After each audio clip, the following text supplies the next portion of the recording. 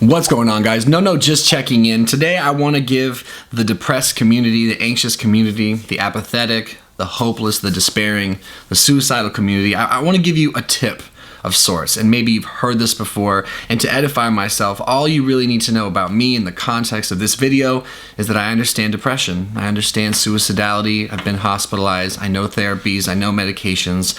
I know despair. It's a big staple of this channel.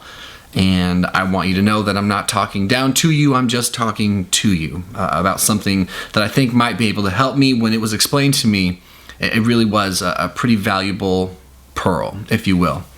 So I have my story in the description below. It's a little outdated, but it edifies me more if you want to know a bit more about me. What I want to talk about right now is this feeling that a lot of us get, perhaps all of us get to some extent, that when we're depressed, when we're anxious, especially clinically speaking, suicidal, we can't do anything. We feel like we can't do anything. Menial tasks can seem truly gargantuan in nature.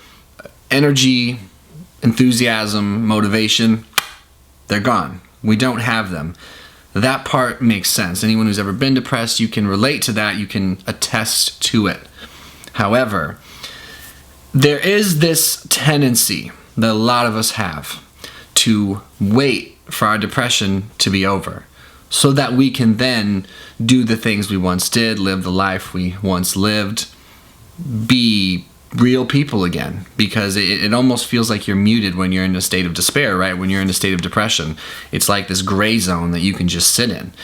And I will admit that in certain respects, there is a bit of survival, there is a bit of just waiting. Time does take time. Mood disorders are insidious. They just take for fucking ever to overcome. But I was chatting with my psychiatrist during one of my more particularly frustrating stretches. I tend to have rapid cycling depression after having overcome my long-winded treatment-resistant clinical depression with anxiety and depersonalization. Now it's more cycling depression. It almost feels like bipolar 2, although I lack certain symptoms of the mania, the hypomania rather. But anyway, I was talking to him just about that feeling, that frozen feeling that a lot of us get. And he told me a story that I'm now going to share with you. I'm sorry it took me a couple minutes to get into it, but he told me a story about a patient of his who had been in a treatment-resistant depression for quite some time. I think it had been like 15, 16 months. And if you've ever been severely depressed, a day is a lifetime. So you can imagine perhaps that being in it after a year or two, you will probably lose all hope. And he was a hermit, and he couldn't work anymore, and he never did anything. And he decided he was ready to die, the person in this story. It's a true story, of course. I'll protect everyone's anonymity, but this guy decided he was done waiting. His life was over. He hadn't experienced anything even relatively close to his old life in so long that he was certain that it was too late. And so he goes on to tell my doctor, the psychiatrist, that he was going to commit suicide. And of course, this was a major red flag, to the doctor. Do I need to try to figure out how to keep him safe, put him on some sort of medical hold? And he's like, whoa, wait. I'm not going to do it right now. There's some things I want to get done first. But he did plan on committing suicide, and he put like a timetable out there. And he said, in 6 months or a year, I'm going to kill myself, but I won't until then. He guaranteed his safety. And he said, in the meantime, I do want to knock some things off of my bucket list. Things I never did.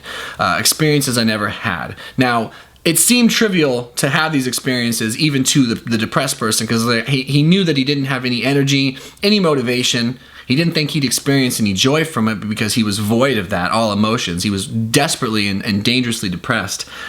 But because he decided he was going to die, there was some weight lifted from him.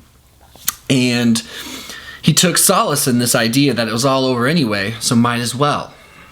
I'm getting there very slowly, but what ended up happening was something that's very paradoxical, and it's counterintuitive, but not completely unique. It could happen to anyone, and this is the pearl, this is the tip.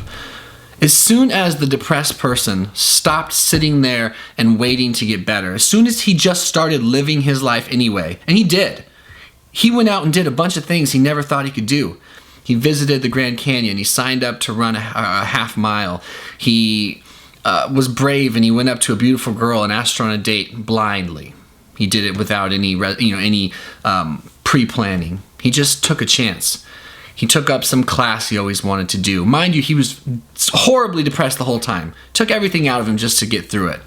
But somewhere in the midst of knocking off this actual bucket list of things he would do before he was going to kill himself, in spite of himself, he started to feel a little bit better. And we convince ourselves when we're depressed that nothing will work, nothing will feel better, nothing can make us feel better. I've done it, I do it to myself almost ritualistically when I have my crashes. You just forget that you can experience good, you start to really invest in your sorrow and in your melancholy. And so this guy started living his life for the first time in like a year and a half since he'd been clinically depressed and treatment resistant at that suddenly things started to change and he started to feel better.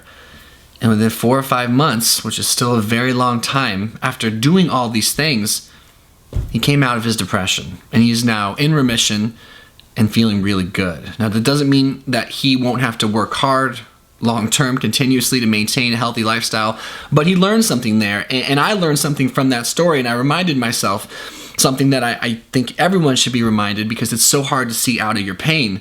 You can do really great things even when you're severely depressed. You can start to earn credibility within yourself and accomplish things even when you have no motivation, even when you have no drive. You can just do it anyway.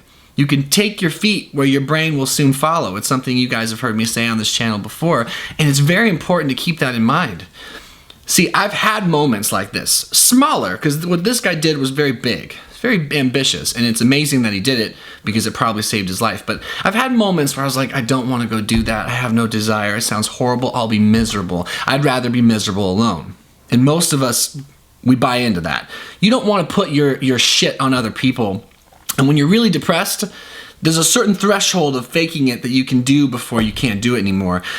And it's exhausting to try to act like you're not depressed. And so I have talked myself out of many situations that likely could have been beneficial, mostly social, because you isolate when you're depressed. However, not all of them. I have such a good team around me, and I do have a fighting desire to live, despite certain stretches of my depression and my breakdowns that have been extremely suicidal in nature, enough to get me locked up in a psych ward.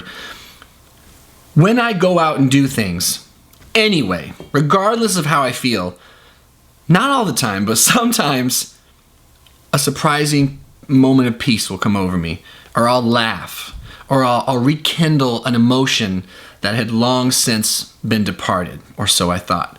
And I've been taken back by that a few times, and I've had that happen enough to know that you have to stay active in your own life the best you can, no matter how depressed you feel.